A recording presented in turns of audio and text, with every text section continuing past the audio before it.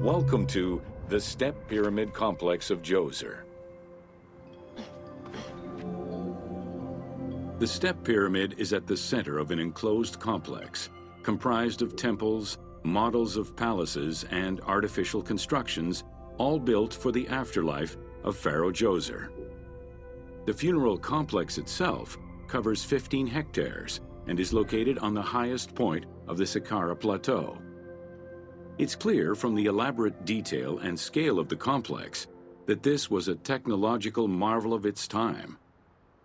The only fragment of information regarding the design plans of the complex was discovered on a section of stone containing an architectural sketch of a vault.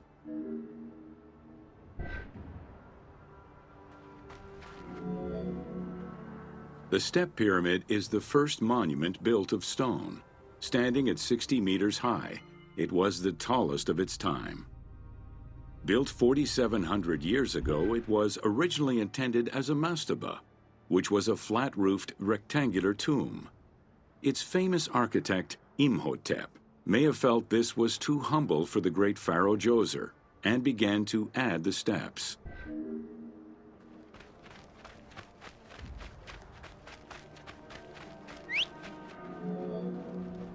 The Step Pyramid complex is enclosed within a 1,600-meter-long wall that is 10 meters high. This large wall was made out of white limestone and oriented along the north-south axis.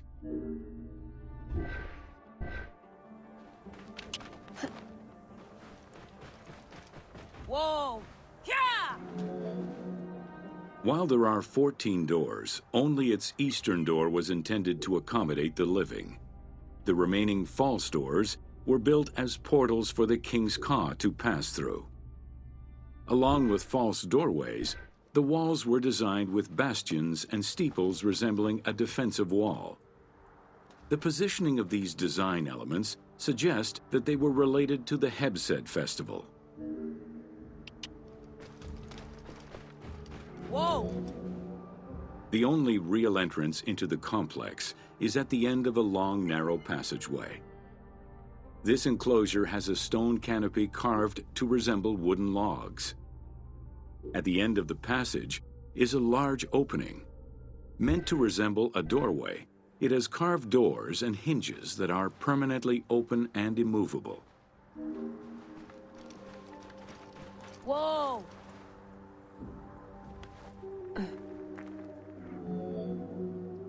The corridor is lined with 20 pairs of columns up to 6 meters high, built by stacking stone drums. The completed facade was made to resemble reed stock bundles. Traces of red paint were found on the columns, along with black paint on the support walls.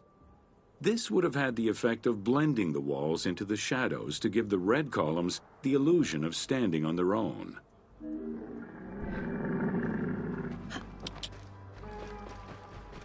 Whoa!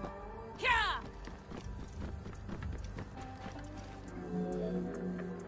Chambers are located on either side of the columns and are thought to be chapels representing the provinces of Upper and Lower Egypt. According to some Egyptologists, the arrangement of the rooms may be symbolic of jurisdiction and judgment. Yeah! Whoa!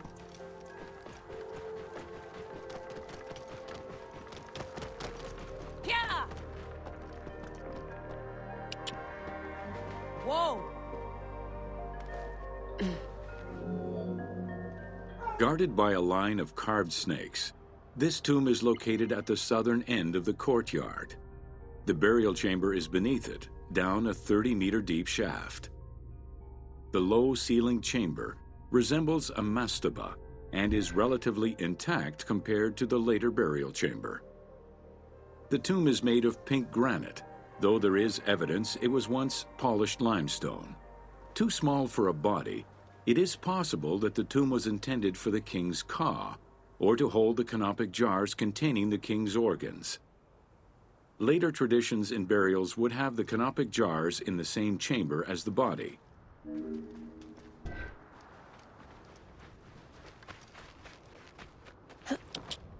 Whoa! A polished limestone staircase leads west from the tomb to underground apartments. Some of these rooms were intended to accommodate the king and his family in the afterlife. Many large jars of pottery were found, including some that still had deposits of beer, milk, and oil inside them. The false doorways are decorated with reliefs of the king taking part in rituals. In these reliefs, he is seen carrying agricultural tools, running, and performing a ritual for the reanimation of the deceased. Whoa! Yeah! The architect Imhotep chose stone as a building material in order for the complex to last. Following the completion of the initial mastaba, Imhotep devised a burial of more ambitious dimensions. He set about stacking mastabas on top of each other.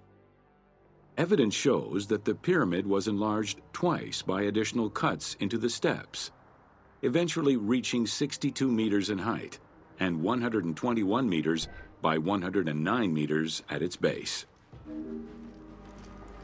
Whoa! A staircase allowing the pharaoh to enter the divine world was represented by a tiered pyramid, oblong in shape, completely enveloping the original mastaba. The pyramid itself is a solid structure. All of the chambers and tunnels are beneath the structure. Whoa!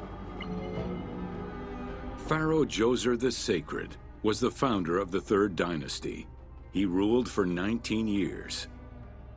During his reign, he was known as Horus Negereket, divine of the body. He was given the name Djoser several centuries after his death as a sign of respect, and he is regarded as one of the greatest pharaohs of Egypt. An apocrypha was drafted in his name during the Ptolemaic period, 2,500 years after his death. Whoa! Djoser was associated with the sky god Horus in his human form. A plinth near the step pyramid is inscribed with his name and associated with Horus. He was the first to reside in Memphis, making it the central hub of government for the region. Djoser was known to have built many temples and monuments before the complex at Saqqara. The funerary complex was the first of its kind and would mark Djoser's greatest architectural achievement. Whoa! The funerary complex was built to resemble Djoser's palace, with the stone carved to imitate mud brick, trees, and reeds. Creating these details and softer textures in hard stone would have been a time-consuming, labor-intensive task. Much of the complex is designed to accommodate the Hebsed festival, allowing the king the ability to affirm his rule even in the afterlife.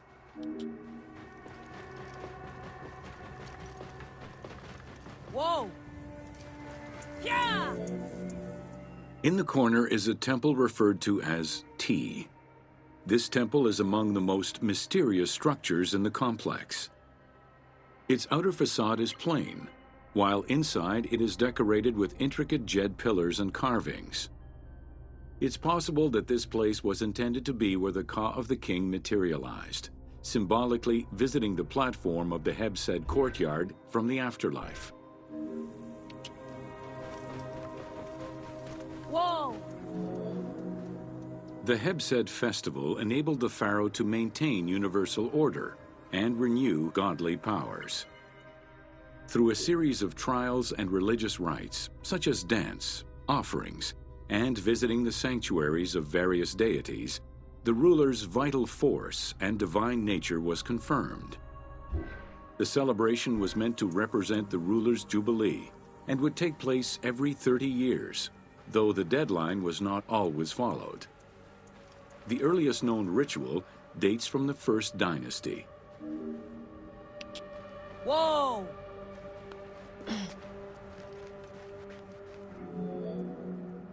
Within the complex of Djoser, southeast of the pyramid, is a dedicated space for this essential ritual to be performed by the king even in the afterlife. The Hebsed courtyard is lined with false chapels and equipped with a platform featuring 2 staircases meant to represent Upper and Lower Egypt.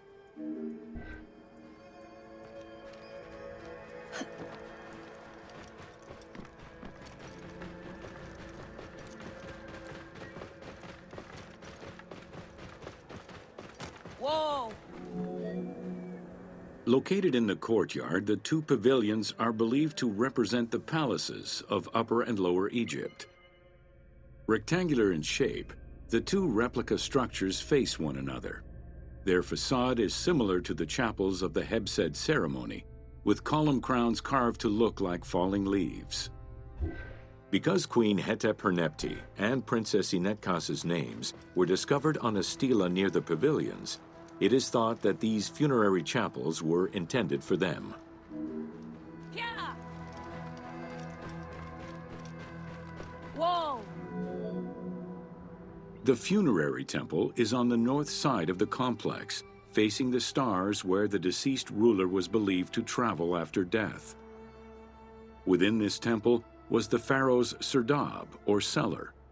It is a small, enclosed space with one wall sloped to match the first step of the pyramid.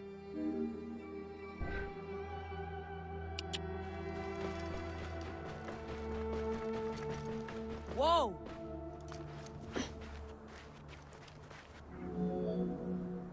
The north wall has 2 observation holes.